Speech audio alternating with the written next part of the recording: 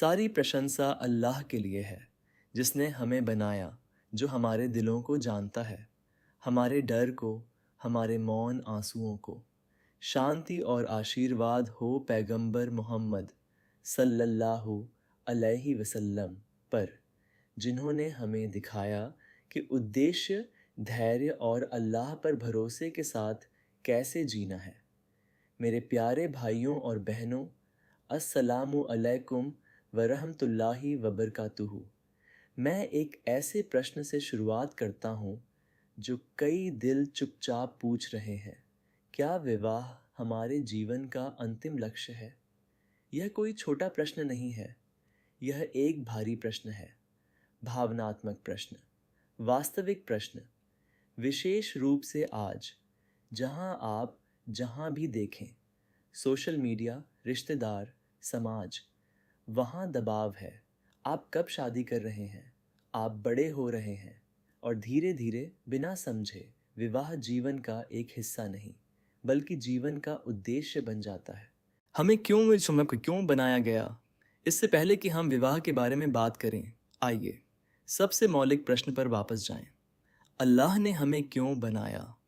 अल्लाह ने कुरान में सूरह अद-धारियात आयत 56 में कहा है, और मैंने जिन्न और मानव जाति को केवल मेरी इबादत करने के लिए बनाया है। क्या अल्लाह ने कहा, मैंने तुम्हें शादी करने के लिए बनाया? नहीं। क्या उसने कहा, मैंने तुम्हें बच्चे पैदा करने के लिए बनाया? नहीं। उसने हमें उसकी इबादत करने के लिए बनाया, उसे जानने के लिए, उसके साथ एक ऐसा रिश्ता बनाने के लिए जो इस अस्थाई दुनिया से परे हो। विवाह, मेरे प्यारे भाइयों और बहनों, उस उद्देश्य को पूरा करने में आपकी मदद करने का एक साधन है। यह एक उपकरण है, एक आशीर्वाद है, एक दया है, लेकिन यह उद्देश्य स्वयं नहीं है। पैगंबर मोहम्मद सल्लल्लाहु अलैहि वसल्लम के कुछ महानतम साथी अपने जीवन के महत्वपूर्ण हिस्सों के लिए अविवाहित थे। क्या वे अधूरे थे? बिल्कुल नहीं। वे अपना उद्देश्य पूरा कर रहे थे और अल्लाह उनसे प्रसन्न थे।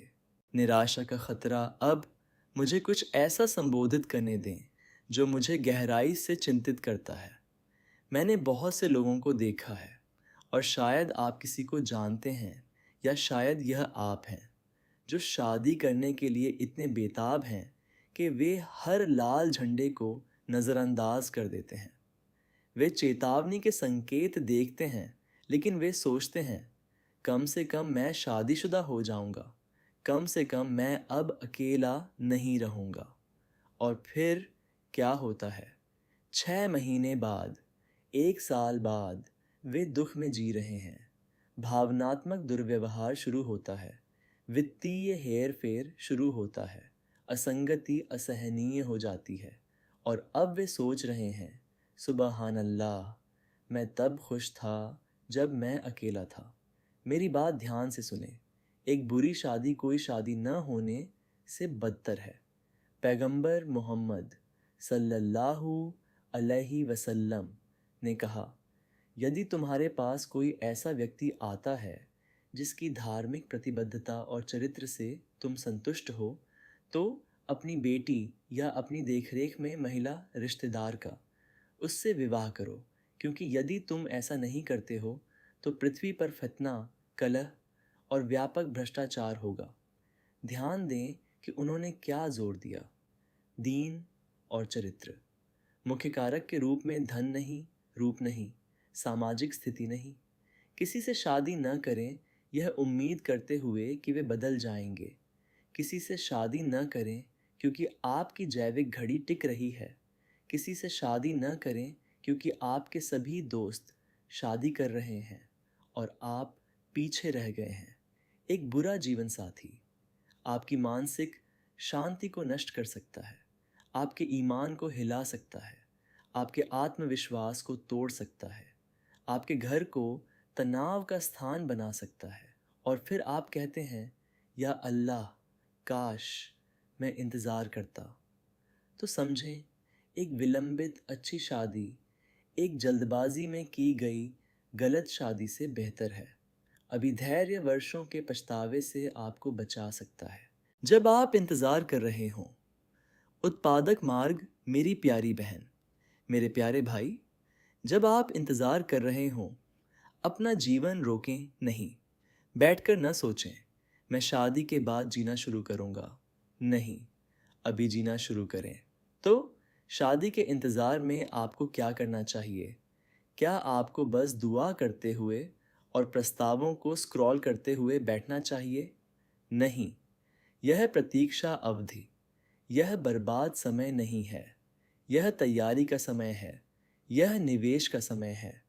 एत अपने स्वास्थ्य में निवेश करें। आपका शरीर अल्लाह से एक अमानत, विश्वास है। चाहे आप विवाहित हों या अकेले, आप जवाबदेह हैं कि आप इसके साथ कैसा व्यवहार करते हैं।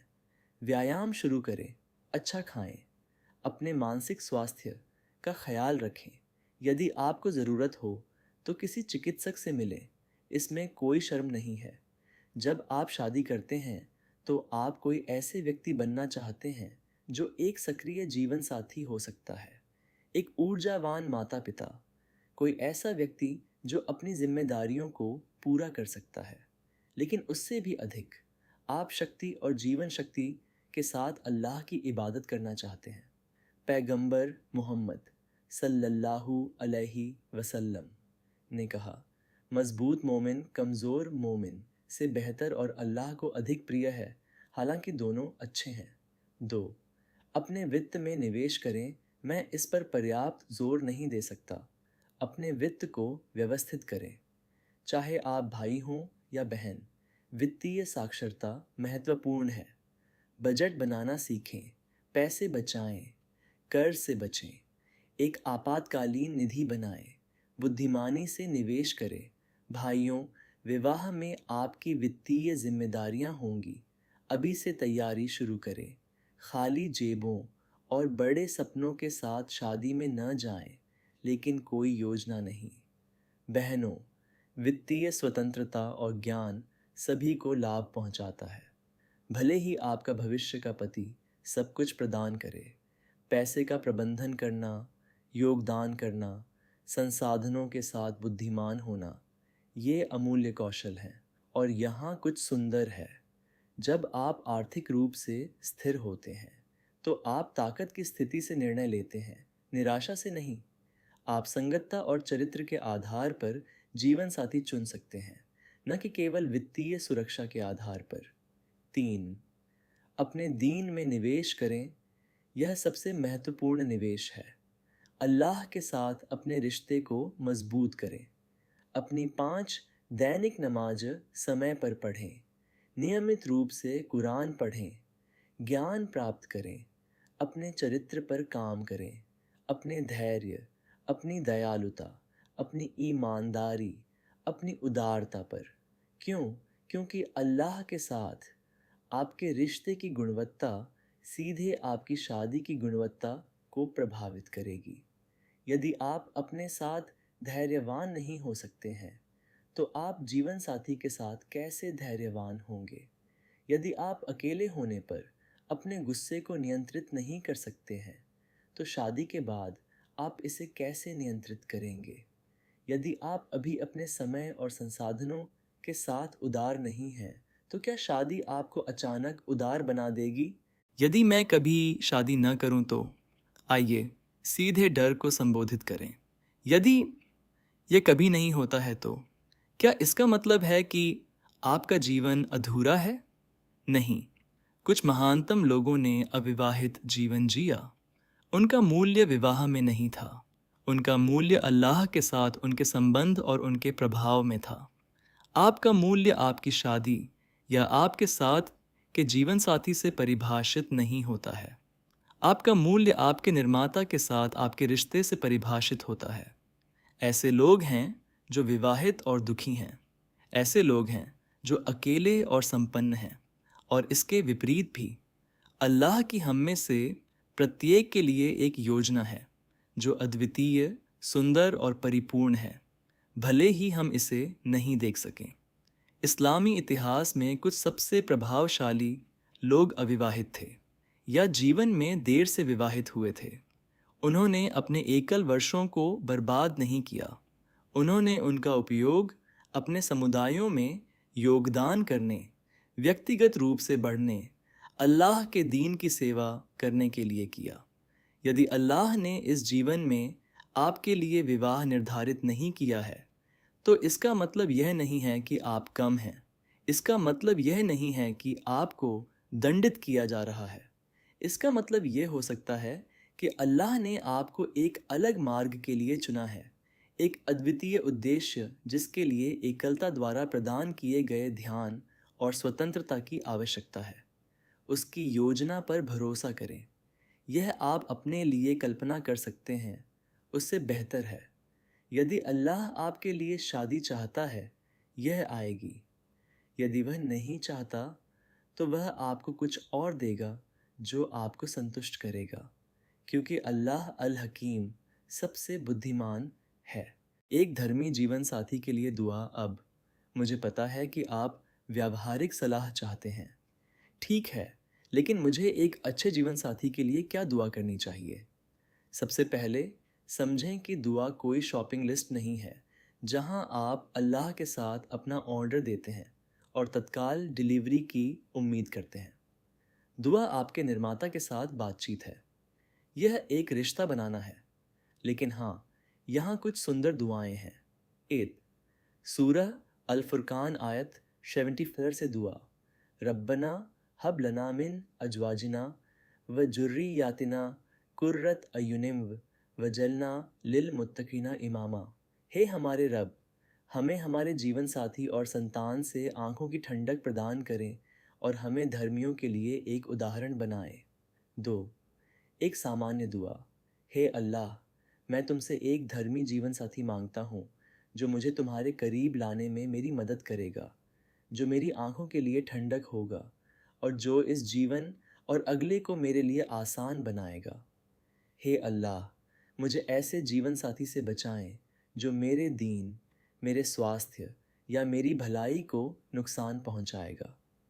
लेकिन यहाँ मैं चाहता हूँ कि आप समझें, जब आप जीवन साथी के लिए दुआ कर रहे हों, तो यह भी दुआ करें कि अल्लाह आपको किसी के लिए सही जीवन साथी बनाए। हे अल्लाह, मुझे किसी ऐसे व्यक्ति के योग्य बनाएं जो एक धर्मी साथी हो, मेरे चरित्र को ठीक करें, मेरे दीन को मजबूत करें और मुझे किसी के जीवन में आशीर्वाद बनने के लिए तैयार करें। संतुलित दृष्टिकोण तो यहाँ वह है जो मैं चाहता हूँ कि आप इससे ले जाएं। हाँ, शादी का पीछा करें। यह एक सुन्नत है, यह सुंदर है, यह सही तरीके से किए जाने पर आपके आधे दीन को पूरा करने का एक साधन है। लेकिन नहीं, इसे अपनी पूरी पहचान न बनाएं। अपने जीवन को रोके न रखें, अपनी उपेक्षा न करें। किसी ऐसे व्यक्ति के लिए समझौता न करें जो आपके योग्य नहीं है, सिर्फ इसलिए कि आप बेताब हैं। जब आप इंतज़ार कर रहे हों, तो अपने आप पर काम करें। वह व्यक्ति बने जिससे आप शादी करना चाहेंगे। मजबूत चरित्र, अच्छे स्वास्थ्य, वित्तीय बुद्धि और गहरे विश्वास वाले व्यक्ति बने। लगातार दुआ करें, लेकिन कार्रवाई भी करें। अपने आप को हलाल स्थितियों में रखें जहां आप संभावित जीवन साथी से मिल सकते हैं। विश्वसनीय लोगों से आपकी मदद करने के लिए कहें। उचित सीमाओं के साथ उपयुक्त प्लेटफॉर्मों का उपयोग करें और सबसे बढ़कर याद रखें, आपका उद्देश्य अल्लाह की इबादत करना और उसके करीब आना है।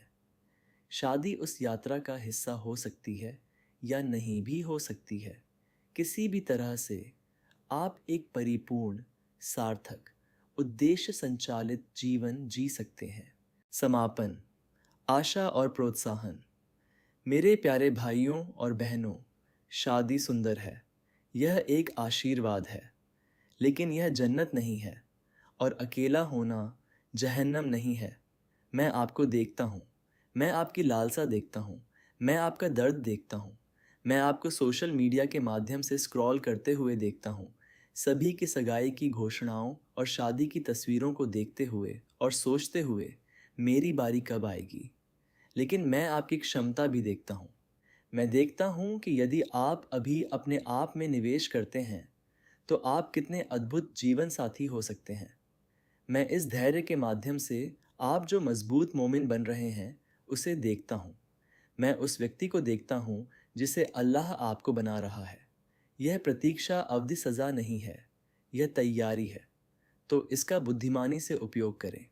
अपने स्वास्थ्य का ख्याल रखें, अपने वित्त का निर्माण करें, अपने दीन को मजबूत करें, दुआ करें, कार्रवाई करें और भरोसा करें कि अल्लाह का समय परिपूर्ण है।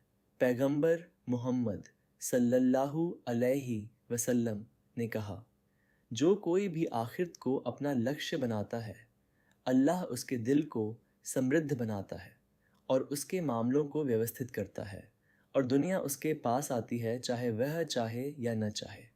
और जो कोई भी दुनिया को अपना लक्ष्य बनाता है, अल्लाह उसकी गरीबी को उसकी आंखों के सामने रखता है और उसके मामलों को अव्यवस्थित करता है और दुनिया उसके पास नहीं आती है सिवाय उसके जो उसके लिए निर्धारित किया गया है। अल्लाह को अपना लक्ष्य बनाएं, आखिरत को अपना ध्यान बनाएं और देखें कि कैसे सब कुछ, शादी सहित, यदि यह आपके लिए निर्धारित है, अपनी जगह पर गिरता है। अल्लाह हम सभी को ऐसे जीवन साथी प्रदान करे जो हमारी आंखों की ठंडक हों। अल्लाह हमें हानिकारक रिश्तों से बचाए। अल्लाह हमें इस जीवन में हमारे सच्चे उद्देश्य को पूरा करने में मदद करे और अल्लाह हमें उन लोगों में शामिल करे जो उसके फ़ैसले से खुश हैं। आमीन।